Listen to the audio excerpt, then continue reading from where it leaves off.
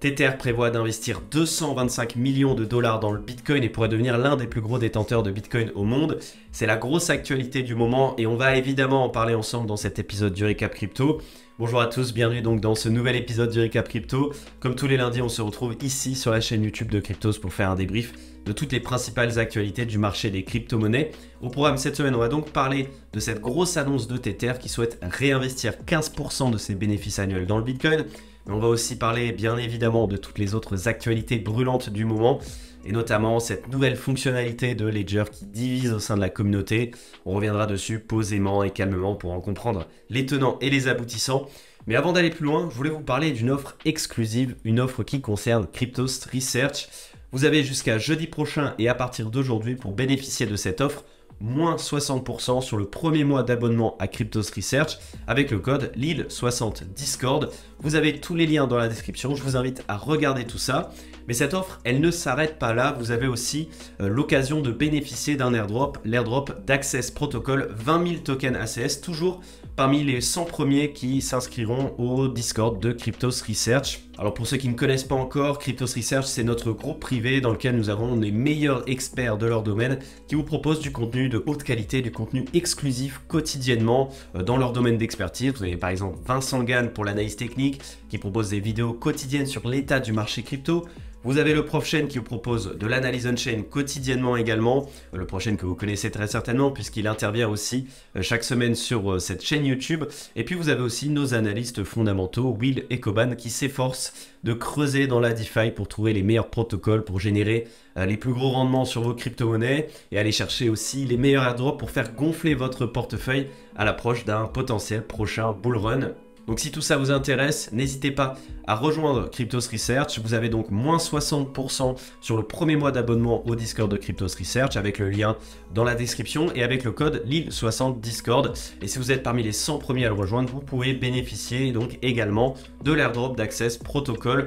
Toutes les informations sont dans la description ou dans le commentaire épinglé. Je vous laisse voir ça de votre côté. Et moi, je vous propose donc qu'on enchaîne tout de suite avec le récap crypto.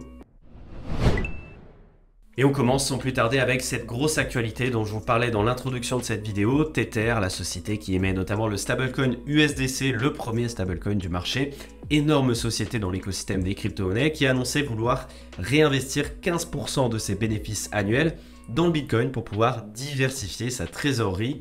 Alors cette trésorerie, à en croire le dernier rapport publié par Tether, elle est actuellement composée de 1,5% de Bitcoin, soit 1,5 milliard de dollars environ, de 3 à 4% d'or, ce qui représente 3,5 milliards de dollars d'or environ, et tout le reste, ce sont des liquidités, du cash, du dollar, des bons du trésor américain. Mais cette répartition, elle sera donc amenée à évoluer à l'avenir, et c'est ce que nous a expliqué le CTO de Tether, Paolo Ardoino. Je cite, la décision d'investir dans le Bitcoin, la première et la plus grande crypto-monnaie au monde, est étayée par sa force et son potentiel en tant qu'actif d'investissement. Bitcoin a continuellement prouvé sa résilience et s'est imposé comme une valeur de réserve à long terme, avec un potentiel de croissance substantiel. Son offre limitée, sa nature décentralisée et son adoption généralisée ont fait de Bitcoin un choix privilégié pour les investisseurs institutionnels et pour les particuliers. Toujours selon le dernier rapport de Tether, la société a réalisé des bénéfices records de 1,5 milliard de dollars sur l'année 2022. Et si on prend 15% de ces bénéfices et qu'on les réinvestit dans le Bitcoin, ça fait 225 millions de dollars chaque année. C'est évidemment énorme et c'est un chiffre qui serait amené à évoluer si on considère la croissance record que connaît l'entreprise Tether et si on s'intéresse de plus près au marché du stablecoin, puisque oui, parmi les principaux concurrents de l'USDT de Tether, on a l'USDC de Circle et le BUSD de Binance. Sauf que le BUSD est en train de disparaître petit à petit à cause de la réglementation américaine et l'USDC a connu quelques problèmes sur les dernières semaines, le fameux DPEG qui a fait un peu perdre la confiance envers ce stablecoin et qui a surtout renforcé la position de leader de l'USDT. Allez, parlons maintenant de cet autre sujet brûlant du moment, un sujet qui a énormément animé la communauté crypto la semaine dernière, qui a fait beaucoup parler et qui a aussi généré beaucoup d'inquiétudes et à juste titre. Vous allez comprendre pourquoi. Ça concerne la nouvelle fonctionnalité de Ledger, le fameux fournisseur de portefeuille physique de stockage de crypto-monnaies. Cette fonctionnalité qui s'appelle Ledger Recover. Alors Ledger Recover, en quelques mots, ça permet à n'importe qui le souhaite, parce que oui, bien entendu, c'est une fonctionnalité optionnelle, de récupérer sa seed phrase quand celle-ci est perdue. Alors petite parenthèse technique avant d'aller plus loin, j'espère que tous ceux qui m'écoutent actuellement savent ce qu'est une seed phrase, mais c'est pas forcément le cas, donc pour que tout le monde comprenne correctement les enjeux de cette actualité, je vais revenir dessus. La seed phrase, c'est aussi ce qu'on appelle la clé privée, c'est cette fameuse suite généralement de 12 à 24 mots qui vous est fournie automatiquement lors de la création d'un nouveau portefeuille, que ce soit un portefeuille numérique comme MetaMask par exemple, ou un portefeuille physique comme Ledger. Cette clé privée, vous êtes censé être le seul à la connaître, vous êtes censé la stocker de manière totalement sécurisée, de préférence hors ligne, en plusieurs parties cachées chez vous, chacun fait comme il le souhaite, mais bref, l'idée, c'est que vous êtes censé être le seul à la connaître. Pourquoi? Eh bien tout simplement parce que lorsque quelqu'un a accès à cette seed phrase, il a accès au portefeuille derrière, à toutes les crypto-monnaies. Autrement dit, imaginons que quelqu'un n'a pas votre clé Ledger, mais a votre seed phrase, il peut récupérer toutes les crypto-monnaies qui sont stockées dessus. Bref, maintenant que vous avez compris ce qu'est une clé privée, ça vous permet de mieux comprendre les enjeux de cette actualité et de tout le débat qui se joue autour de cette nouvelle fonctionnalité Ledger Recover. Et donc, pour revenir sur cette fonctionnalité Ledger Recover, elle est permise grâce à un partenariat entre Ledger et CoinCover, qui est un fournisseur de services de sauvegarde indépendant, qui fournit, selon leur dire, des services de sauvegarde de qualité militaire. Et concrètement, eh bien, il scinde votre clé privée en 3 parties chiffrées, qui ne pourra être déverrouillé que par le biais d'une vérification d'identité, cette identité qui aura été évidemment configurée lors de la création de votre portefeuille et lors de la souscription à ce nouveau service Ledger Recover. Alors évidemment, l'annonce de cette nouvelle fonctionnalité a engendré un tollé sur les réseaux sociaux. Les messages négatifs ont commencé à pleuvoir dans tous les sens, d'abord sur Reddit, puis ensuite sur Twitter. Tout le monde a donné son avis, mais concrètement, qu'est-ce qui est reproché à Ledger ?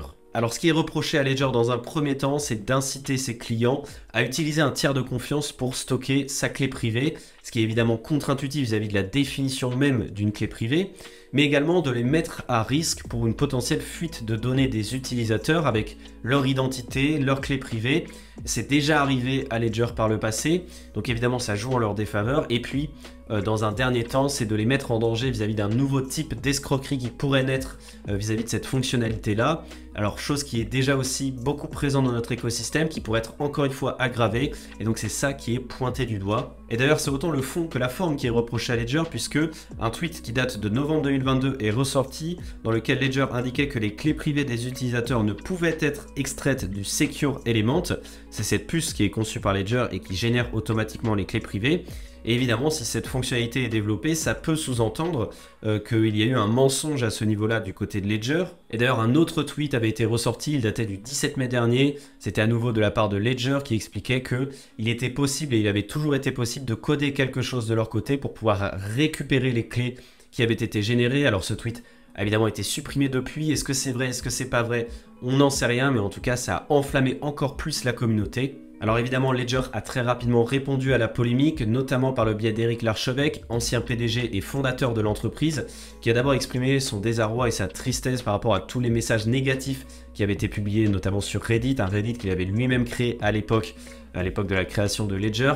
Il explique que d'un point de vue sécurité, rien n'a changé depuis l'implémentation de cette nouvelle fonctionnalité, notamment pour ceux qui ne souhaitent pas y souscrire, puisque oui, c'est une fonctionnalité qui est optionnelle et que ceux qui ne souhaitent pas l'utiliser ne verront aucun changement dans la sécurité de leur clé Ledger. En effet, il explique que la cible d'un utilisateur qui n'a pas souscrit à ce service ne peut en aucune manière quitter la clé, et donc concrètement, les fractions de cible ne pourront être transférées sans l'accord donné manuellement. Et d'ailleurs, ça a été également confirmé par Charles Guillemet, qui est le CTO de Ledger, qui a expliqué qu'en réalité, à l'intérieur d'une Ledger, il y a un élément sécurisé, et c'est ce dernier qui contient les clés, le système d'exploitation et les applications. Ce système d'exploitation a toujours besoin de la clé pour effectuer les signatures des opérations, mais tout ceci se fait avec le consentement de l'utilisateur. Donc voilà, les débats ont fait rage la semaine dernière sur les réseaux sociaux autour de cette nouvelle fonctionnalité. Chacun y est allé de son commentaire. Et c'est tout à fait normal puisque la sécurité dans le domaine des cryptos, c'est un sujet très important, d'autant plus quand ça touche à une entreprise aussi cotée et aussi importante que Ledger. Mais concrètement, ce qu'il aurait reproché, c'est vraiment un gros problème de communication, ne pas avoir su apporter correctement cette nouvelle fonctionnalité sans faire peur à tous les utilisateurs. Donc vous, j'aimerais avoir votre avis d'ailleurs à ce sujet. Qu'est-ce que vous en pensez? Quelle a été votre réaction vis-à-vis de cette annonce? Est-ce que vous envisagez de changer de fournisseur de services en termes de portefeuille physique? Est-ce que vous continuez à faire confiance à Ledger? N'hésitez pas à nous le dire dans l'espace commentaire. Et on change maintenant de sujet et on va parler de finances décentralisées avec l'un des plus gros protocoles de DeFi, Lido Finance, qui a annoncé à la suite de son vote de gouvernance qui avait été mené auprès de sa communauté, auprès de sa DAO, la mise en place de sa V2, donc la semaine dernière, une V2 qui permet désormais de retirer ses Ethers contre des STETH. Alors en conséquence, sur les marchés, le LDO de Lido a affiché une hausse de 8,2% sur les 24 heures qui ont suivi cette annonce. Comme vous le savez certainement, depuis la mise à jour Chapella qui a eu lieu sur le réseau Ethereum le 13 avril dernier, il est désormais possible pour les validateurs du réseau de retirer les Ethers qu'ils ont placés en staking. Néanmoins, pour tous les protocoles de type staking as a service, donc comme Lido par exemple, il fallait un petit délai supplémentaire pour que les choses soient correctement mises en place. C'est désormais chose faite, donc il est possible pour Lido de retirer les Ethers. Donc c'est-à-dire que si vous avez des STETH, vous pouvez les rendre au protocole et récupérer les Ethers qui ont été verrouillés derrière. Et on en a beaucoup parlé aussi sur cette chaîne YouTube et dans certains épisodes du Récap Crypto avec l'arrivée de la mise à jour Chapella. Il y avait énormément de craintes sur une grosse quantité d'Ethers qui pouvaient potentiellement se déverser sur le marché, faire drastiquement chuter le cours.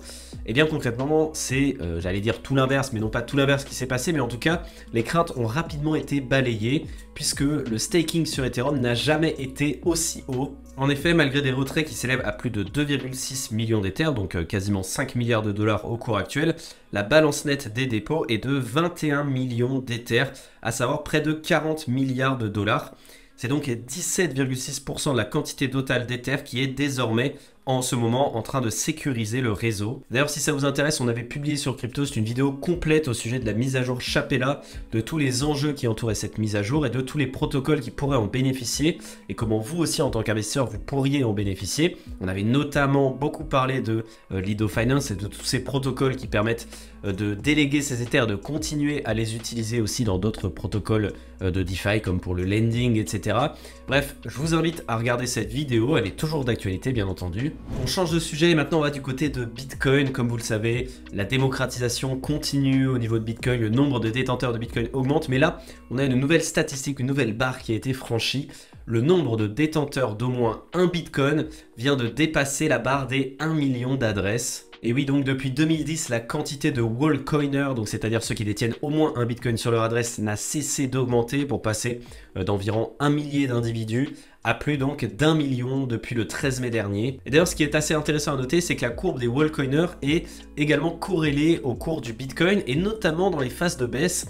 Par exemple, sur l'année 2022, on a eu une forte baisse du cours du Bitcoin, près de 70% de sa valeur qui a dégringolé. Et pourtant, le nombre de Wallcoiners n'a fait que d'augmenter, puisque ces gens ont profité de la baisse du cours du Bitcoin, des prix réduits pour en accumuler de plus en plus, et ainsi pour passer cette fameuse barre symbolique du Bitcoin unique sur une adresse.